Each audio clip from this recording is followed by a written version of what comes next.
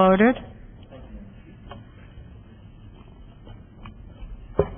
Thank you, Madam Speaker, and I thank Congressman Garrett for this privilege of this time.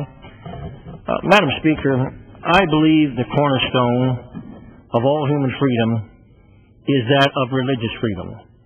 Indeed, a small separatist church congregation in England possessed a desire so strong to practice their faith freely that it compelled them to cross the ocean in a little wooden ship called the Mayflower. While theirs was a quest to be able to practice the faith of Christianity, a central tenet of their Christian faith was the belief that all human beings were given the right by God to embrace whatever religious conviction they truly held in their hearts, and that human beings should protect that right for each other. Mr. Speaker, today we considered and passed House Resolution 847, recognizing the importance of Christmas and the Christian faith. Of course, Madam Speaker, there will be those who will criticize any effort to recognize a particular faith or holiday. However, Madam Speaker, aside from the debatable aspects of this resolution or any other, those who are even slightly acquainted with history know that the Bible, the founding document of the Christian faith, was the essential rationale and substance that inspired our Declaration of Independence, and was further the bedrock foundational document of the Western world. The objective of this resolution is to honor those Judeo-Christian principles that have shaped American history and policy since the founding of our nation, and that have informed and influenced our ideas of justice and equality 7 years into the 21st century.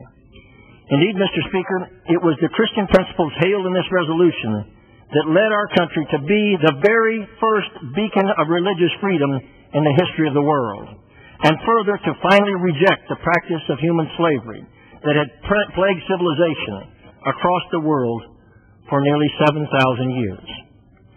Madam Speaker, I believe that it would be wrong for this body to ever pass any law that would compel or forbid any person in this nation or any other nation to accept or reject any article of faith, so long as they did not deprive their fellow Americans or human beings of those same constitutional rights.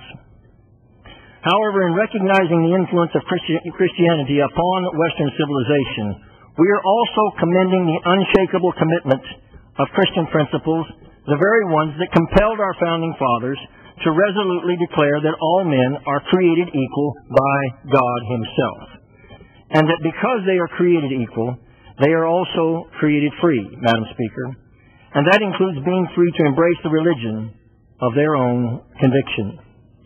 Religious freedom is a central component of the Christian faith this resolution references. Indeed, the message of the one born on Christmas Day was from a Savior who came to offer every member of the human family ultimate and eternal freedom, even at the cost of His own life. Madam Speaker, as we enjoy our religious freedom in this season of peace, may we not forget that at this very moment, American men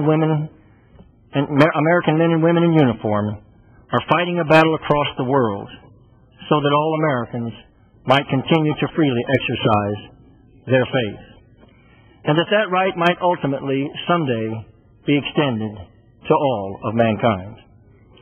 President Roosevelt probably said it best, Madam Speaker.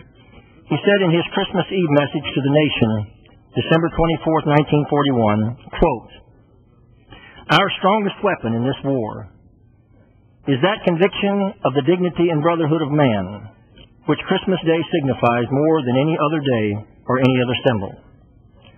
Against enemies who preach the principles of hate and practice them, we set our faith in human love and in God's care for us and all men everywhere."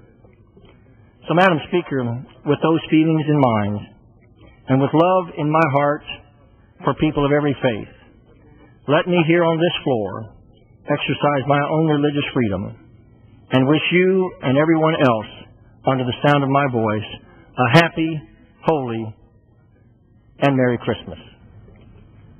Thank you, Madam Speaker. Under the Speaker's announced policy of January 18, 2007, the gentleman from New Jersey, Mr. Garrett, is recognized for 60 minutes as the designee of the Minority Leader.